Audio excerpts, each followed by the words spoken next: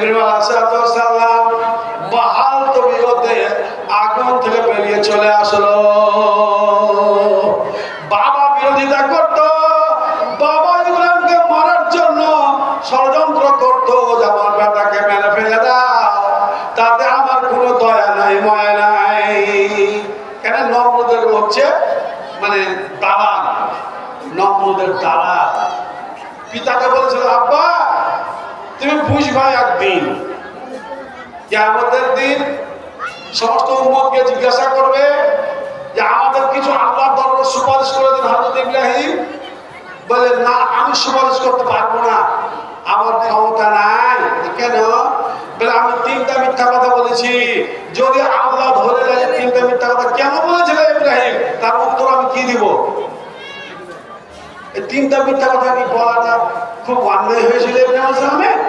বলেন তো আপনার অন্যায় হয়েছিল কি? ঠিক কথাই বলেছে, তবুও তার অন্তরে ভয় কতখানি ঢুকেছে, মিথ্যা কথা বলার ভয়টা ওর ভিতরে কত ঢুকেছে যে আল্লাহ দরবারে যেতে পারবো না, ডরে তাহলে আমাকে ধরে। মুসলমান, আপনি অনাপ বড় ইচ্ছা তাই করে চলে যাচ্ছেন, কিয়ামতের দিন আপনি ফাঁসতে পারবেন? ক্ষমতা আছে ফাঁসার? ফাঁসবেন কি করে? ফাঁসেন তো ও 5 ওয়াক্ত নামাজ পড়ে, তাহাজ্জুদ পড়ে, হজ করে, যাকাত দিয়ে ফাঁসবেন না? ফাঁসতে পারবেন? কোন জায়গাতে আপনার ঝটকা লেগে যাবে, কোন জায়গাতে আপনার মিস করে দিয়েছেন, দুনিয়াতে মিস হয়ে যাবে, আপনার জান্নাত যাওয়া বন্ধ হয়ে যাবে। যেমন তেমন পাওয়া নাই। আল্লাহ পাক কোরআনে বলছে, আম হাসিবতুম আন তাদখুলুল জান্নাত, তোমরা কি ভাবছো নামাজ পড়ে নিব আর কপাল কালো করে নিব আর জান্নাতে চলে যাব? না, ক্ষমতার ভাবে না। তবে তোমার দায়িত্ব কর্তব্য করে যাও, তোমার দায়িত্ব কর্তব্য করে যাও। জান্নাত দিব কাকে না দেব তার মালিক আমি। কিন্তু তুমি এটা ভাববে না যে পাবো কি পাবো না, তা আল্লাহ দিন করবো না। খবরদার, আমি নিজের দায়িত্ব পালিয়ে দেব। কোরআনকে মেনে চলবেন, কোরআনে আল্লাহ যা বলে তা মেনে চলুন, আর আশা করবেন যে আল্লাহর কাছে আমরা জান্নাত দিব, আল্লাহর কাছে আল্লাহর রহমতের জান্নাতটা নিব। লা তাকনাতু মির রাহমাতিল্লাহ, আল্লাহ পাক বলেছেন যে আমার রহমত থেকেও দূরে সরিও না। ভাই আমার মুসলমান, বাবা চলে গেল কিয়ামতের দিন। আজও বলে, বেটারা শোনো ইব্রাহিম, আজ কেমন লাগছে? এই কিয়ামতের মাঠ কেমন লাগছে? চারিদিকে দাও দাও দাও দাও দাও দাও করছে, আর টিকা যায় না। এই কিয়ামতের মাঠে টিকা যায় না। বেটারে একবার তুই আল্লাহর কাছে সুপারিশ করে আমাকে জান্নাতের ব্যবস্থা করে দে। নবমের বেটা নবাব, নবমের বেটা নবাবকে জান্নাতে দিতে হবে ইব্রাহিমকে, ওর বাপকে, আর বাপকে জান্নাতে দিতে হবে। আল্লাহর কাছে সুপারিশ চাইছে। আজও বাপ তো বাপ, এটা মনে করেন না আপনার বাপকে আপনি খেতে দেন না, আপনার বাপের আপনি কথা শুনেন না, আপনার মায়ের আপনি কথা শুনেন না। আপনার মা বলছে একদিকে, আপনি যাচ্ছেন একদিকে, আপনি বউর কথা শুনছেন, আপনি শ্বশুরের কথা শুনছেন, মার কথা শুনে না, বাপের কথা শুনে না, দমকে আর ঘুরে বেড়াচ্ছে। আর ইব্রাহিমের বাবা তো ইব্রাহিমের কবর দিছিল, শেষ করে দাও। আগুনে ফেলার সময় জড়িত ছিল, আজও তাও আর বেটাকে আগুনে ফেলার জড়িত ও নিজেও ছিল। এখন কি করবে? বাপ যে ওখানে আবদার করেছে, জান্নাত আবদার করে বেটার কাছে আল্লাহর সুপারিশ চেয়েছে, তো আল্লাহ রাব্বুল আলামিন কি করা যাবে? এই যে আমার বাবা যে আমাকে দরখাস্ত করছে, কি করা যাবে? তো আল্লাহ বলছেন ওকে, বলবে যে ইব্রাহিম তুমি একটু পিছন ঘুরে তাকাও তো, একটু পিছন দিয়ে তাকাও। তো তাকাবে ইব্রাহিম আলাইহিস সালাম পিছন দিয়ে তাকাবে, আর কেমনে আজকে শুয়ার করে দিবে আল্লাহ। শুয়ার দেখেছেন? ঘুরে শুয়ার গেলা ঘুরে বেড়ায়, বাগানে বাগানে শুয়ার গুলো ঘুরে বেড়ায়, ওরকম ঘট ঘট ঘট ঘট শুয়ার। তখন দৌড়ে দিয়ে দৌড়ে দিয়ে দৌড়ে দিয়ে দৌড়ে দিয়ে দৌড়ে দিয়ে দৌড়ে দিয়ে যে জাম নামে গিয়ে লক করে পড়ে যাবে। এবার যখন বুঝে যাবে যে বাপ কি শুয়ার বানিয়ে দিয়ে জাহান্নামে চলে গেল। ভাই আমার, এবার আল্লাহ নবীকে ওইভাবে অত্যাচার করতো মুসলমানেরা, না মক্কার কাফেরেরা। আল্লাহ নবী লাস্ট পর্যন্ত হিজরত করতে বাধ্য হলো। একবার একদল মুসলমান হিজরত করে আবসিনিয়াতে গেল,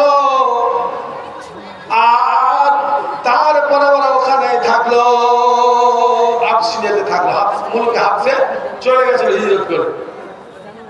বিশ্ব মুসলিম পরিস্থিতি ওখান থেকে বলে যাব, সংক্ষেপে বলে যাব, 1 ঘন্টাতে মেকাবলা অত সম্ভব নয় কোনোদিনই। ওখানে আবু জাহাল গেল, আবসিনিয়া চলে গেল আবু জাহাল। যাওয়ার পরে না ওই মানে ওদের নাজ্জাসী বাদশাকে বলছে, বাদশা নামদার, আমাদের কিছু লোক আপনার দেশে চলে এসেছে, আপনি দয়া করে ফেরত দেন। বুঝতে পারলেন? বলছি শুনো, কতটি লোক এসছে না এসছে আমি জানি না, তবে ঢাকার লোকগুলোকে ডাকাও। আসলো, হযরত ওসমান গানি আছে, আরো আরো অনেক সাহাবীরা আছে। মক্কার অত্যাচারে আবসিনিয়া চলে গেছে, নদীর পার হয়ে চলে গেছে আল্লাহর রহমতে। আর ওরাকে দেশে ফিরিয়ে নেওয়ার জন্য খুব চেষ্টা করছে। ওখান থেকে যদি মুসলমানের প্রভাব বেড়ে যাবে, ওখানে যদি হাফসের বাদশা নাজ্জাসী যদি ফরে করে যায় তাহলে মুশকিল হয়ে যাবে। ওর শক্তি বেশি, একটা রাষ্ট্রের মালিক, আর সেনা সামন্ত আছে, ওখান থেকে ঘুরিয়ে নিয়ে আসতেই হবে। বলছে বাবা তোমরা কেন আমার দেশে চলে এসেছো বলো? বলে আমাদের দেশে মক্কায় একজন নবী হয়েছে, নবী যার নাম মুহাম্মদ, তিনি একজন নবী, তিনি পুতুল পূজা করতে দেবেন না, তিনি সৎ কাজে ব্যস্ত, তিনি আমাদেরকে কলমা পাঠ করিয়েছেন, লা ইলাহা ইল্লাল্লাহ, আল্লাহ ছাড়া কোনো মাবুদ নাই। ততক্ষণে আবু জেহেল আর অন্য সবাই মক্কার কাফেরেরা আমাদেরকে মাইরে পিটে একবারে শেষ করে দিল। জানের ভয়ে আমরা এখানে চলে এসেছি। আল্লাহর নবী আছেন কিন্তু মক্কাতে, ওর তো চলছে, তো বুলডোজার চলছে আমার উপরে। নামাজ পড়তে যাচ্ছেন, কাবার ঘরে সিজদা দিয়ে আছেন, আবু জেহেল একখানা বড় পাথর যতটা শক্তি চাঁড়লো, আর চাঁড়ার পরে আল্লাহর নবীর মাথার উপরে ফেলে দিবে, আর আল্লাহর নবী একবারে খতম হয়ে যাবে। মাথাতে অত বড় পাথর পড়লে কি মাথাটা থাকে? আরে যখনই আল্লাহর নবীর উপরে পাথরটা ফেলতে গেল আবু জাহাল, আর তৎক্ষণাৎ চুমুকের মতো হাতে লেগে গেল। এবার পাথর তো আল্লাহর উপরে পড়লো না, আল্লাহর উপরে ফেলতে পারলো না, নিজেই পাথর নিয়ে হুড়মুড় পিছন মনে পড়ে গেল। পাথর ছুটে না, পাথর ছুটে না, কারেন্টের মতো হাতে পাথর লেগে আছে, খুব বিরাট ওজনের পাথর লেগে আছে, তার উপরে ও আবার পিছন দিকে পাথরের ভরে পড়ে গেছে। তৎক্ষণাৎ আর লোকজন গিয়ে বলো কি হলো গো, বলো কি হলো বলো। তৎক্ষণাৎ আল্লাহ নবী সিজদা মাথায় উঠিয়ে নিয়ে এবার রাস্তা ধরেছে, আর বলছে মুহাম্মদ তুমি জাদু লাগিয়ে দিলা, তুমি জাদুঘর, তুমি হাতকে ছুটিয়ে দাও। না ছুটাবো না, আমাকেই মারতে এসেছিল, আমাকেই মারছিল, আমার আল্লাহ রাব্বুল আলামিন হাত খানায় পাথর লাগিয়ে দিয়েছে। এবার কি করবে? কারেন্টে যদি আমাদের ছেলে পেলে যদি হাত দিয়ে দেয়, তখন যদি ওকে ধরতে যান তো অল্প লাইন হয়ে যাবে, তারপর যদি ওকে আবার টানতে যেত অল্প লাইন হয়ে যাবে। এটা ঠিক না বেঠে বলছি হয়? ঠিক। তাহলে কি করতে হবে বলছে, সুখা কাঠ আর সুখা বাঁশ দিয়ে ওর হাতে বাড়ি দিতে হবে, ওর হাত ভাঙুক নেই থাকুক, হাতে কপচিতে মারো ঝাড়া বাড়ি, জেনে কোনো মুখে ছুটে পড়ে যায়, নাগাল্লাহ হয়ে কোনো বেঁচে থাকে। তাই ওরা বললো কোনো মধ্যে পাথর ছুটছে না, তৎক্ষণাৎ ওরা ছুটাবার চেষ্টা করতে লাগলো। এত জোরে টানে না, পাথর যদি লিয়ায় না, হাতগুলো লিয়ায় না, হয় এখানটা হাসে টেসে লিয়ায় না, আর কিছু লিয়ায় রে বাবা রে, যাবে। কি করবো এখন, কি করবো, আর কিছু জো নাই।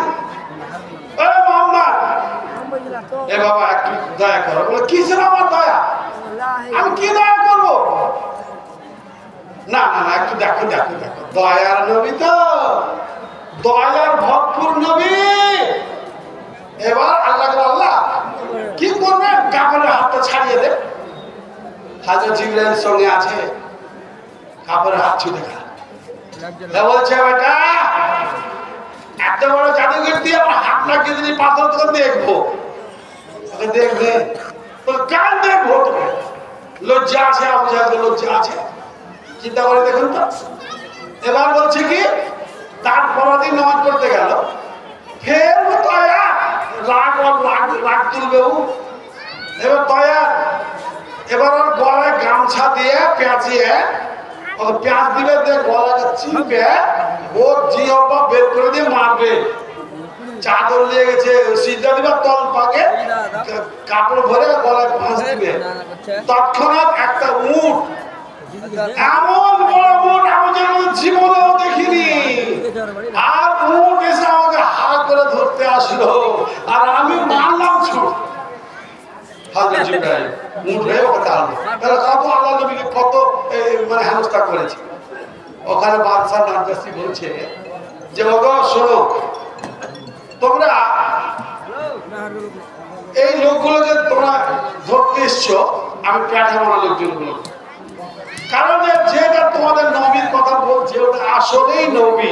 আমি তাওরাতের পণ্ডিত, আমি ইনজিল পড়েছি, তাওরাত পড়েছি। মক্কাতে আল্লাহর নামের আসার কথা আছে 100%। এবং আবু জাহেল কথা তুমি বলো, ওটা কার বেটা? বলে আব্দুল মুত্তালিবের পোতা, তার আব্দুল্লাহর ছেলে। ঠিকই তো লেখা আছে যে ফাইজামু করার জায়গা পাওনি, নাজাসি বাদশা ফাইজামু করার জায়গা পাওনি, একে কাটতে এসে এটাকে নিয়ে যে ফাঁসি চুলি দিবা, যাও সব এখান থেকে মান সম্মান নিয়ে মক্কা ফিরে যাও। আর নাজদি বাদশা এবার উনি করলেন কি, নাজাসি বাদশা আল্লাহর নবীকে না দেখে আর ওদের কথা শুনে আল্লাহর নবীর উপরে ঈমান, আল্লাহর উপরে ঈমান আনলেন নাজাসি বাদশা চুপে চুপে, যেন আমার দেশের স্টেট জানতে না পারে। ওরা তো সব খ্রিস্টান, ওরা জানতে পারলে তখন পথ থেকে নামিয়ে দিবে বাদশাকে। কাজে কাজে চুপচাপ ওদের সঙ্গে ইসলাম ধর্ম গ্রহণ করে নিলেন।